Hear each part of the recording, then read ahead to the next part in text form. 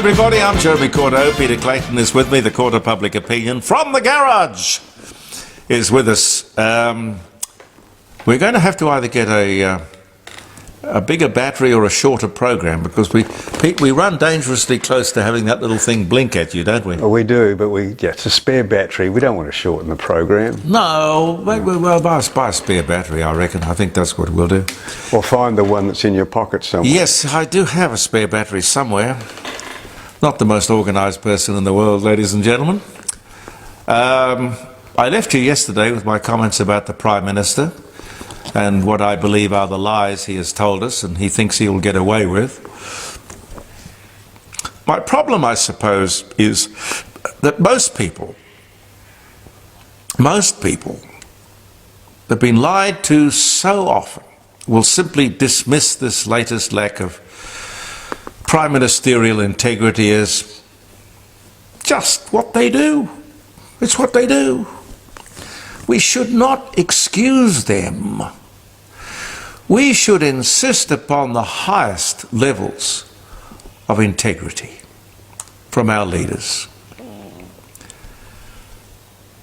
Honestly, he must not be allowed to get away with this latest backflip. When asked, he repeatedly said that there'd be no change or changes to superannuation in the lead up to the election. He lied. He lied. Electricity would be cheaper. He lied. And now, changes that he promised would never be made to stage 3 of the tax cuts. Another lie. I want to talk to you at length about this, and I don't mind if you make strong comments on my strong comments. That's what we're about. Now, I wanted to bring this up before I forgot about it, Pete. You remember you and I were talking about that live sheep carrier? Yes. That was turned back out of the Red Sea because of the conflict. The terrorists who were threatening the shipping lanes.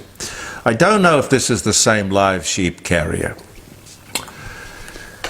But we now know that there is a live sheep carrier that's been at sea for about a month with 17,000 live, well, I may say live, but I would think mainly dead sheep, heading back to Fremantle with this horrific cargo. Absolutely shocking. Now, what are the authorities going to do when that ship docks? Nothing. Nothing. Probably nothing. Look the other way. Will the media be there? I hope Animals Australia will be there. I hope someone will send me some footage, even though it's shocking and I don't like looking at it myself. We need to see it. A civilized country should not be doing this to its livestock.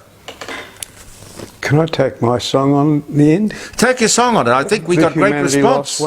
We got great response. Yeah, but the one about the live sheep export.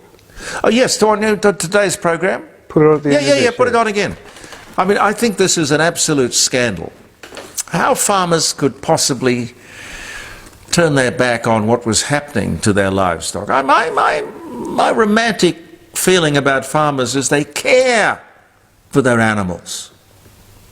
You can't just put them on a ship like that, pack them all in, and have them in those circumstances for months, and then not even get to what will be a shocking death anyway. Ah, dear, oh dear, oh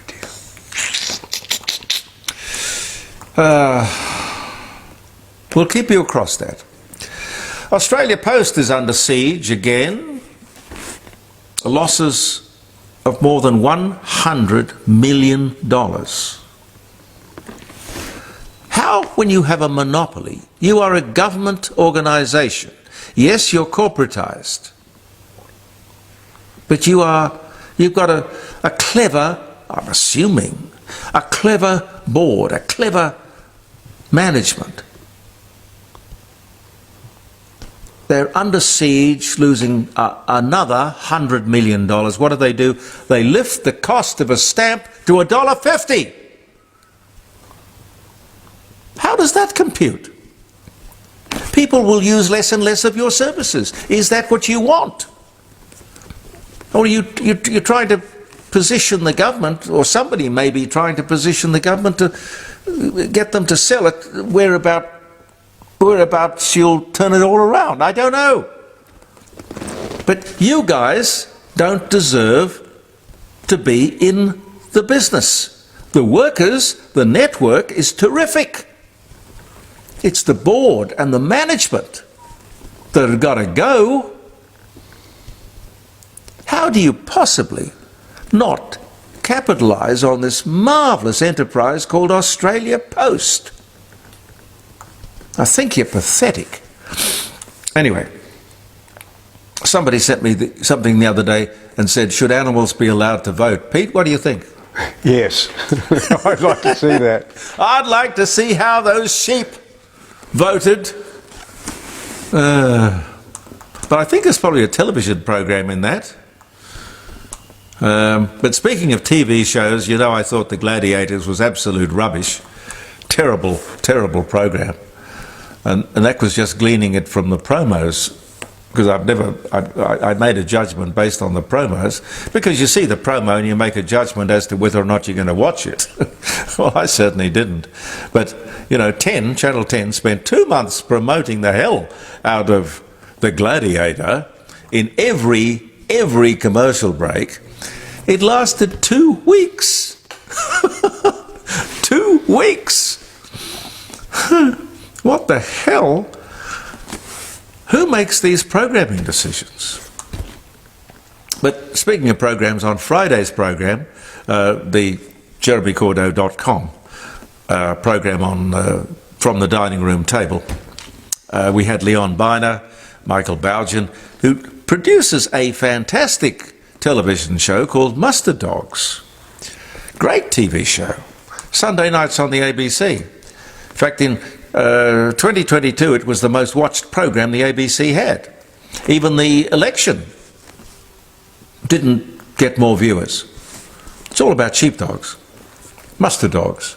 We had Les Ellicus. He was there. Leighton rang in from Tokyo. John Paul Drake with his great philosophy on Australia Day. From Drake's Supermarkets, he rang in. Mark McCrindle, demographer, futurologist, on last week's 27 million population milestone, 20 years ahead of projection. No, it was good. I had to apologise several times because we had endless problems with the telephone. In fact, what I've resolved to do, because if I'm talking, I have to interrupt what I'm going to say to take a call, because I can't, there's nobody to take the call and stack it and say, oh, Jeremy will be with you in a minute. So we don't have that facility with that technology that we're using at the moment. I've got to think of some way of making that whole thing less clunky. But for those of you who watch the program, I apologise for the clunkiness, and I am working hard, or you all are working hard on making it a very smooth show. But there are going to be wrinkles with it, because we're trying to do with a very small, I don't know what you'd call it, level of technology, what radio stations have $500 million invested in. We're doing with about $150. But the technology, I think, is amazing. Our use of it is probably not ideal. But what I'm going to do maybe is to record the interviews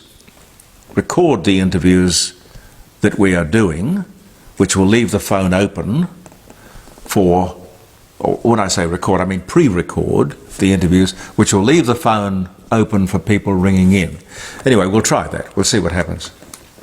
The Friday before last, when Dr. John Bruni was on the show, and we were talking about submarines, because I was questioning, you know, how 8 submarines could be 386 billion when the submarines were only 20 billion each, 20 times does not come out to 364 billion. It doesn't. Anyway, we argued all of that through. But he pointed out that even today, with the Collins-class submarine, it is actually very difficult to man them. And only one submarine is ever in the water. Not enough people to crew one submarine, or man one submarine. I don't know if women are on board submarines. Maybe they are these days, I'm not sure. Well, the problem is not confined, I'd like you to know here, in the court of public opinion, it's not confined to submarines.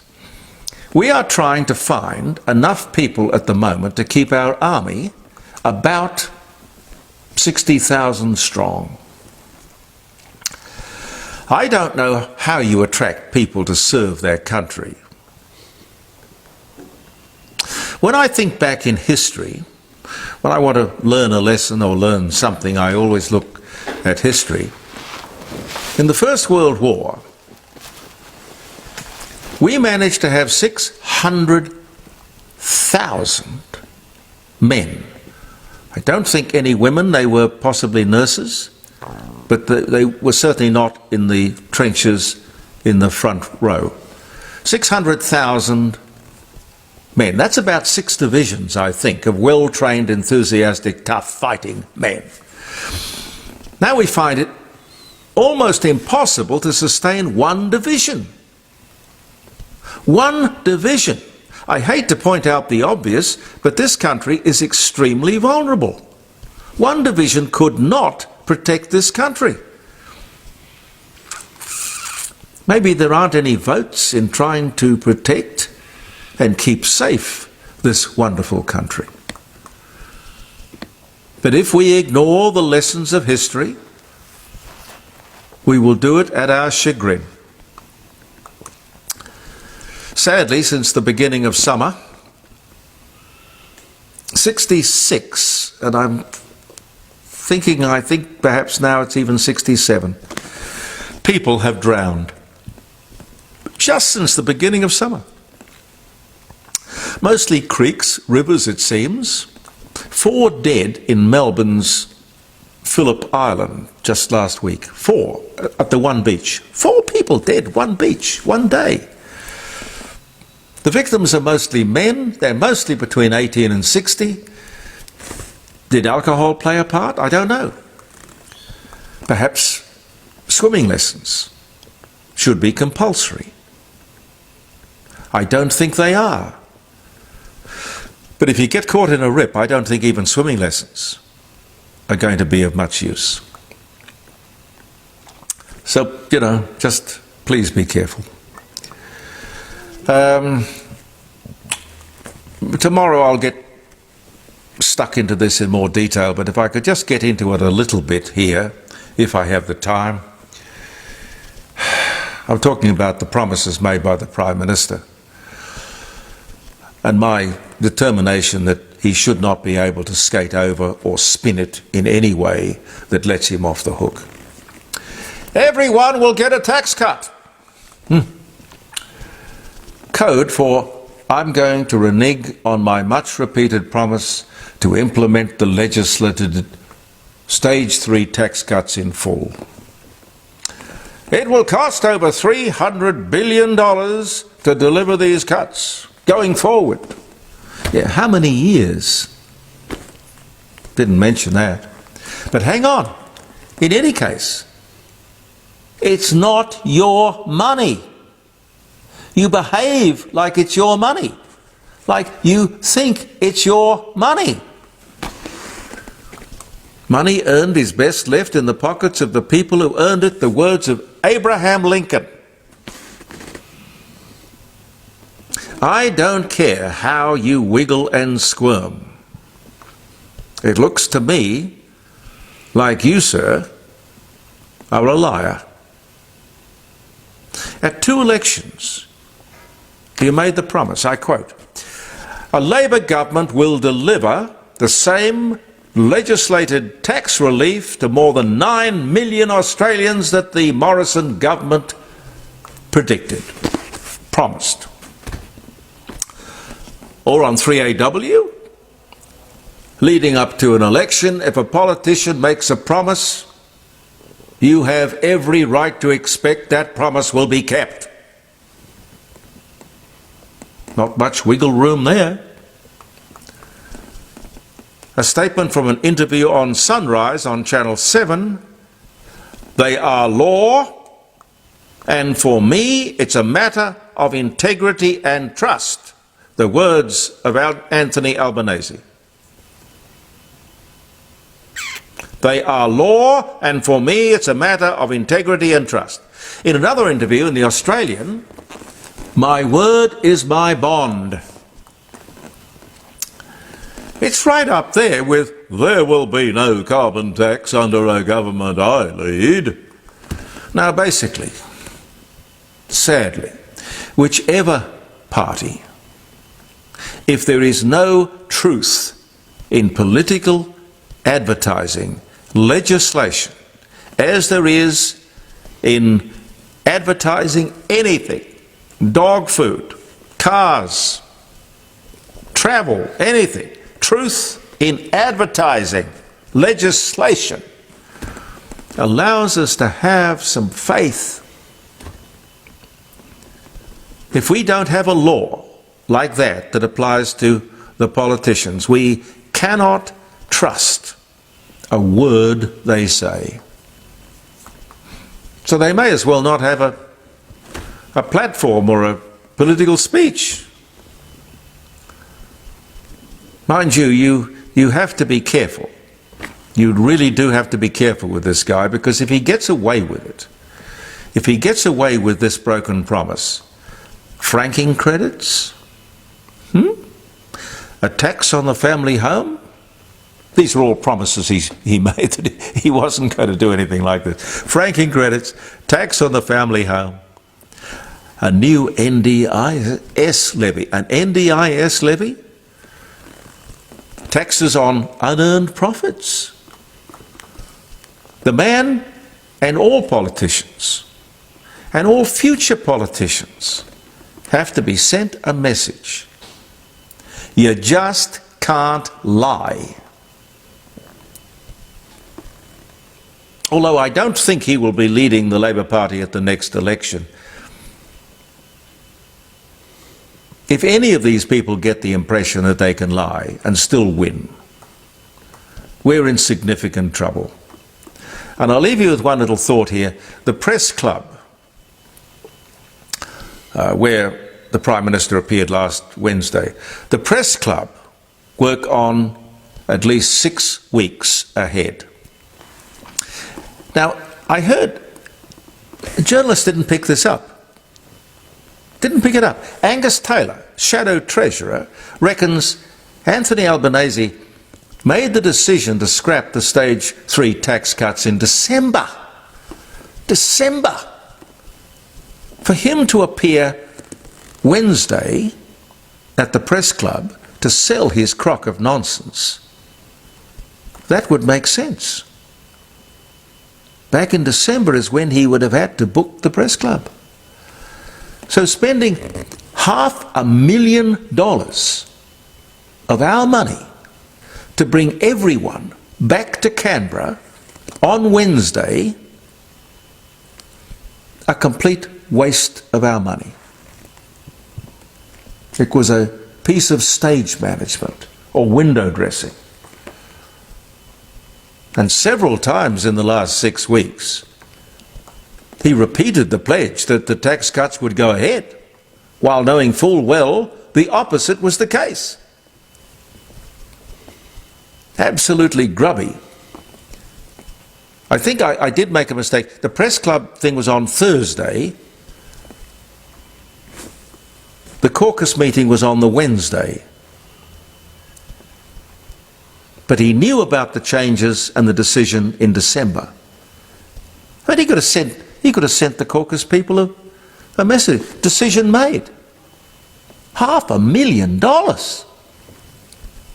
And this guy presumably got all those people together on the pretext of a talk fest about the cost of living. Much better to get one together on the cost of stupid government, wasteful government, spendthrift government, deceitful government. Anyway, I better shut up.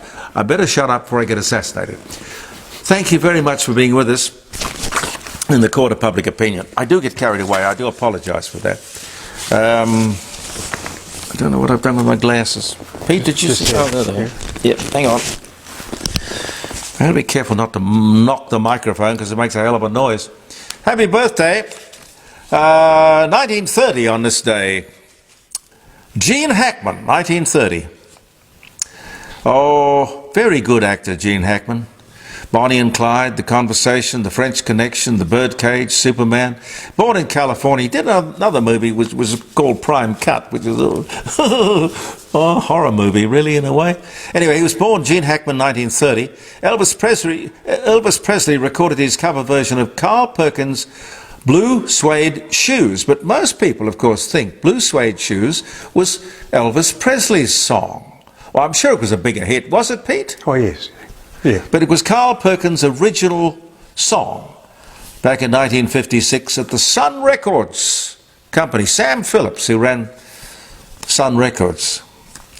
Sidney Sheldon, he was a lovely man. I used to talk to him regularly. American novelist, playwright, Masters of the Game, Bloodline, The Bachelor and the Bobby Soxer. He dies of pneumonia at 89 on this day in 2007.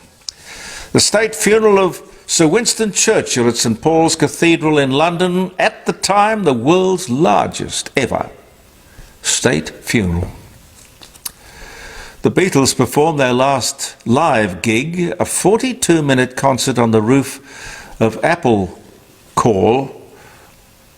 That's interesting, isn't it? I suppose it's Apple Corp, but I'm tempted to say Apple Corps.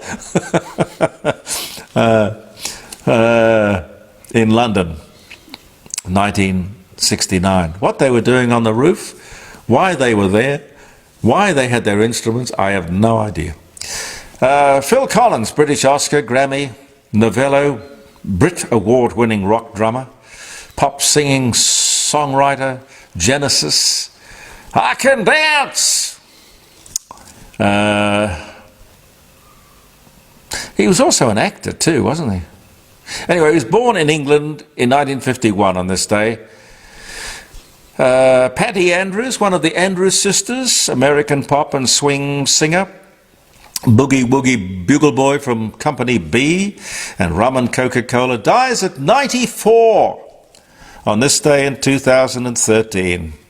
Rubik of Rubik's Cube applies for a patent for his magic cube in 1975. I would imagine he made an awful lot of money out of Rubik's Cube.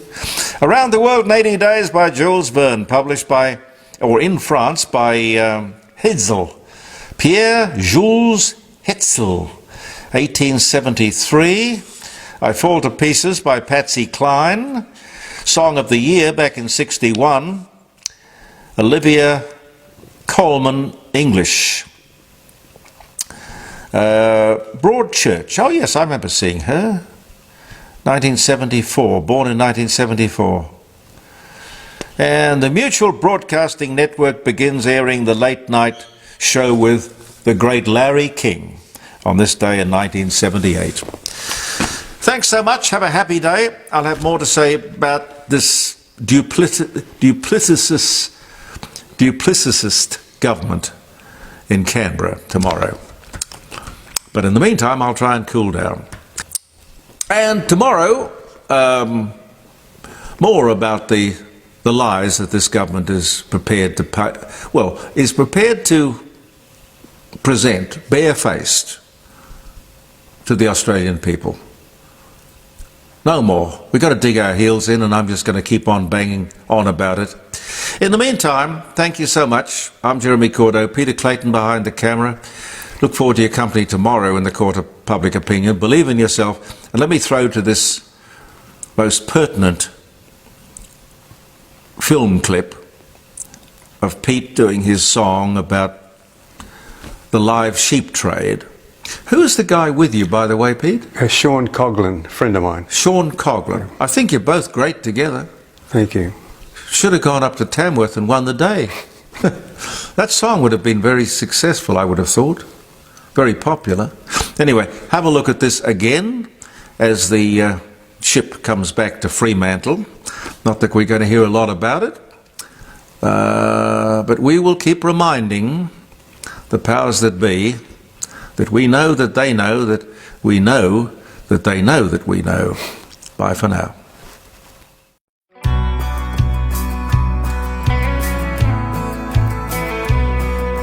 They've loaded up another ship with 30,000 head. A death ship bound for the Middle East and a callous halal death. Lambs to the slaughter, their throats slashed and bleeding at the hands of heartless men without compassion or feeling. Where is the voice of reason when humanity is lost? When it's all about the bottom line,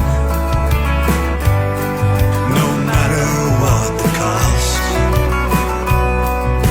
Suffocating in stifling heat, struggling for food and water, an indictment of mankind to put animals through the torture of sleeping if they can on a bed of their own waste. It's cruel and indefensible, a government disgrace. Where is the voice of reason when humanity is lost? When it's all about the bottom line, no matter what the cost. A government that does nothing in the face of mounting proof of cruelty unimaginable. They still won't see the truth. This is not the Australian way, this is not who we are. A barbaric trade that has no place in my Australia.